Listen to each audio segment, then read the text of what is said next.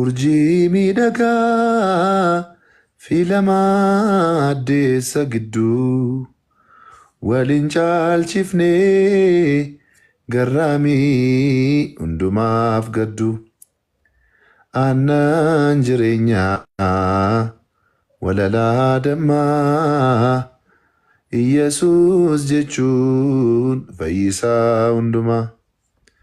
Ani raafamuu maaltu na rifaasisaa oomaan sodaadhu isaa sodaatamuun waaqessa innaati waamtee si waama yaa ilma Daawit isaa manamaa.